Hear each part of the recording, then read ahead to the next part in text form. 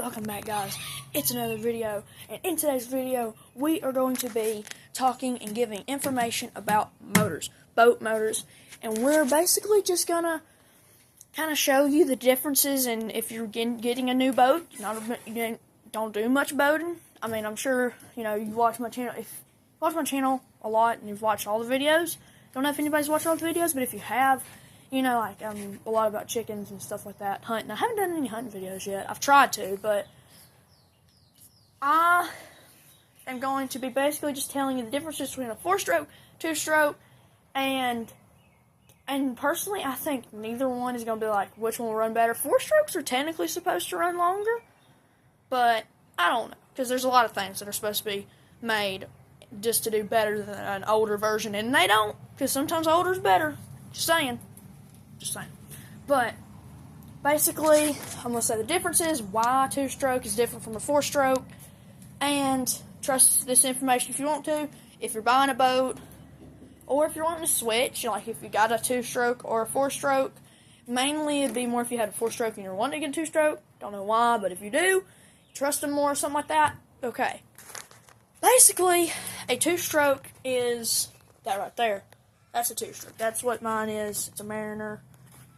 Just bada bing, bada boom motor. It's just a motor. So, basically, this is a little motor. This is a 15 horse, not little, like this will get you somewhere. And a 14-foot John boat, which is what mine is, it'll get you places. It'll go, I think we've seen it at like 22, 23, somewhere in there, maybe with only like one person in the boat, something like that. Of course, it wasn't just me in the boat. So, if there are 2-stroke motors that are bigger. I think there's 225s and 250s that are 2-strokes. Because a 2-stroke doesn't mean it's slower. It's still a good motor. I'm not sure if it makes it slower or not. That is one thing I'm not sure. I've always wondered. But in general, I don't think it makes it slower. The main difference between a 2-stroke and a 4-stroke in the motors is one takes oil and gas and one just takes gas. Like, you have your oil injected, which injects the oil, like you put it in another part of the motor and it just injects the oil. Or you have where you actually pour 2-stroke oil into the gas can. And see, mine is actual regular gas tank. It's just a gas tank in the bottom, and you fill it with gas and oil, this baby will run. But you don't fill it with oil, this baby's going to blow up. And if you fill it too much with oil, it's going to blow up. And it's better to run it with a little bit under oil than too much oil, but don't run it like that with not too much oil. It's not good for it. You want a 2-stroke can mess up with that mixture of oil and gas. So yeah, the difference between an oil injected and a just oil fed is where an oil injected, as I said, it injects the oil whenever you go to crank it. Where the gas can, it's already in there, so you just hook up the gas and go. And see, a big difference between these littler motors and like in bigger boats. See, I have a regular gas can where even in the bigger 2-strokes, it's going to have the gas cans inside the boat, so you just fill it up. But you do still put oil in it, and I think a lot of them are oil injected. Or maybe not, I don't know. Pretty sure, but as said, I may not know everything, but I know a lot of stuff, and if you want to trust this. So, a 4-stroke does not take oil like that. Like, you do change the oil out, like lower unit oil and stuff, and I think you may put regular oil in it.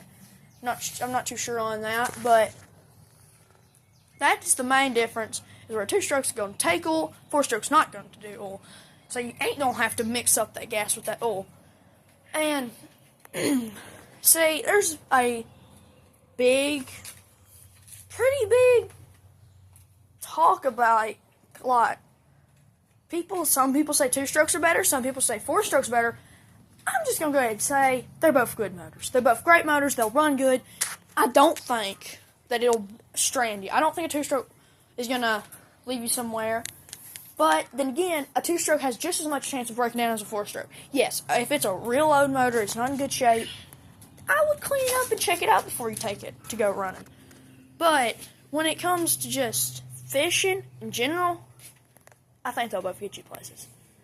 So, another thing I want to say, and I mean, I feel like you should know this, but if you really are new into motors and you really have just started, maybe this will let you know, and maybe you won't freak out when you see this. A 2-stroke does smoke. Turn it on, it's going to smoke a lot because it's burning oil. That's the oil burning in it. It's going to smoke. So a 4-stroke doesn't smoke as bad. It doesn't really even smoke. I think I've seen a 4-stroke smoke like 3 times, and that's it. And it, don't really know why it did it, but if you got a 2-stroke and all of a sudden you crank it and it just starts blowing out smoke, don't think it's going to blow up, because that's what a 2-stroke does. It's going to blow smoke and then it's going to run fine. And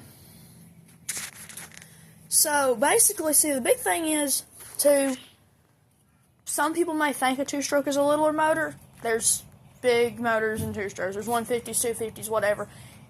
What it all boils down to is, do you want the oil, or do you trust a 2-stroke, or do you not trust a 2-stroke?